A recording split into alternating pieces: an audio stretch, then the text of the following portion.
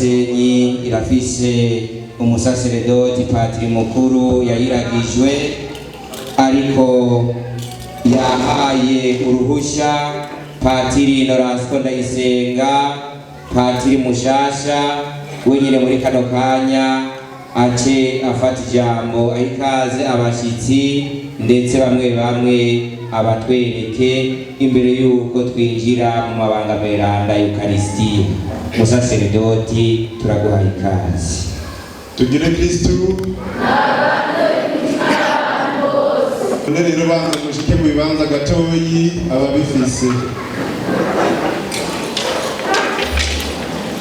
Ndabasanganiye mwese mpereye kuri lisinzi ry'abasaseredoti bikikuje uyu munsi y'altari y'umukama yo mw'iparuwasi Gasenyi hamwe na jewe nyene kugira ngo bamfashe gukengurukira Imana kuri iyi ngabire y'ubusaseredoti busuku idasanzwe iteka ridategwa bose.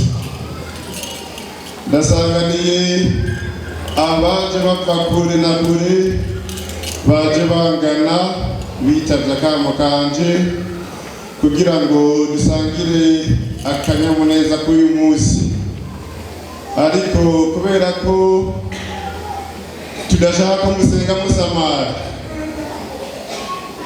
turabereka abasaseredoti bakeyi gusa, abandi murabona ko abapatiri ntaco.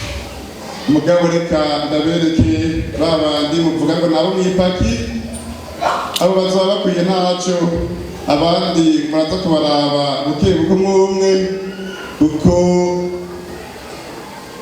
bariko barakura mwarababonye hatari hake.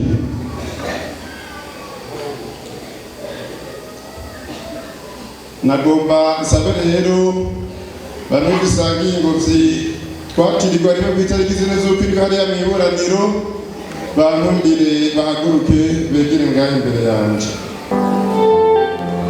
Gutera ubureza abanza byibanze naho mbizi kuri jewe hari abatanze neza. Norasko Ndayisenga umupatiri w'ukwezi kumwe n'iminsi mikeyi gusa ijana na 12 yonyine murumva ko ndakirambiye twe nawe.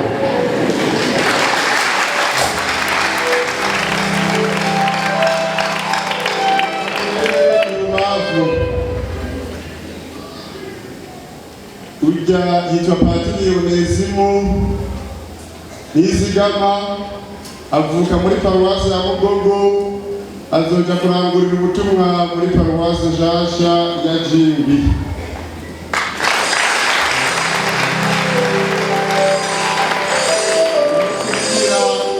Ndazi aho mu Gasenyi ko munsubya kumumenya kuko muri wa mwaka wo kugeragezwa neza na neza guca mw'ivurwe bishimishije kuva mu 2021 mu kw'icenda gushika mu 2022 yari muri ujya mwaka w'ubutumwa wo kwimenyereza ngaha mu Gasenyi, ariko kubera imyaka yari myinshi reka ndabibutse ko yitwa Patiri Joel Ndivuzimana, avuka muri paruwasi ya Gitwenzi, nawe yarungitswe kurangurira ubutumwa hariya muri paruwasi ya Rugazi nayo nyene cyane.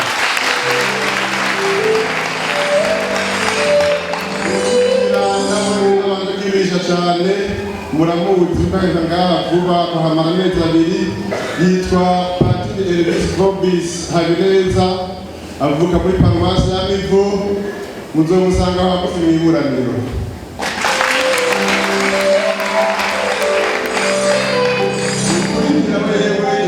Ari kumusimba mugabo ntavyumura kubera mu ciheze yo mu mwaka uheze mwariko murasangira ubutumwa ngaha. Yitwa Patiri Musa Hatungimana, avuka muri paruwasi ya Ruganza, nawe nyene muzogurundirira uwo mwaka w'ubutumwa hariya muri paruwasi ya Muhanga, nawe nyene sikure cyane.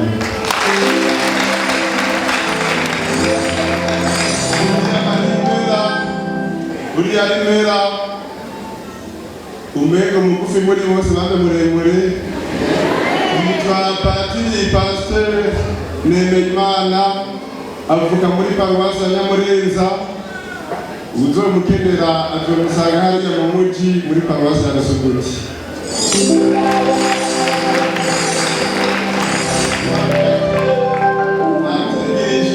Kubw'intazo y'Imana yitwa Patiri Josue Dusenge, avuka muri paruwasi ya Busiga. Azogenda kurangurira ubutumwa hahandi hariya kure muri paruwasi ya Gasoguti.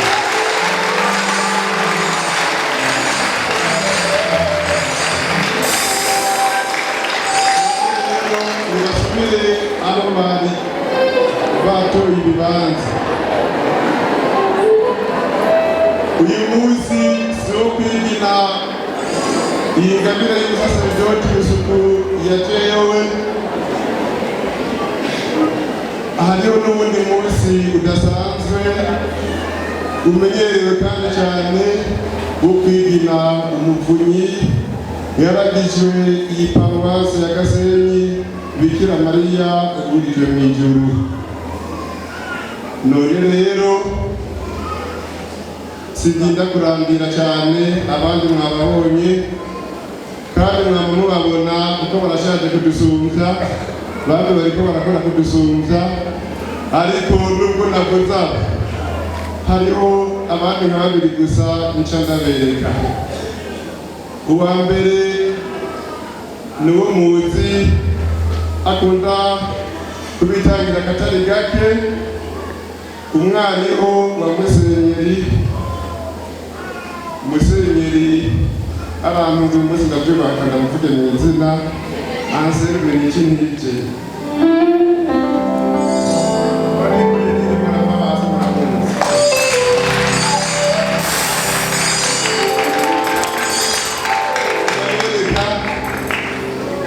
N'ubu twambaye ibisa agumirije mikoro yitwa Patiri Silas Nyandwi, n'umwe nyine Abanyagasenyi muramuzi, Silas n'abasangiye ibitari bike muri bya myaka.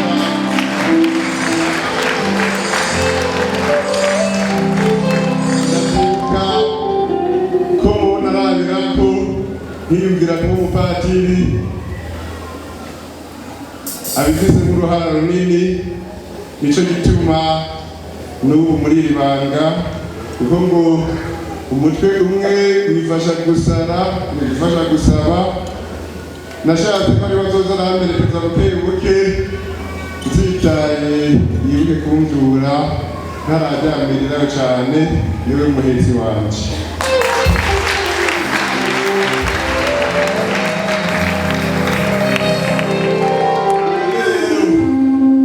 Nubwo tunezerewe cyane kuri uyu munsi, abenshi usanga bari bamaze n'iminsi 5 yose batagiye mu mwuka y'imisa, abandi nabo bakagenda mugasanga turatangacangana ntitubaduke. Hari aho rero byatugoye n'aho duhimbawe. Kuri aho byatugoye rero musubire muhaguruke duheze dusabe ikigongo Imana, tubone guheza iyi mwuka nyeranda dufise umutima ugororotse.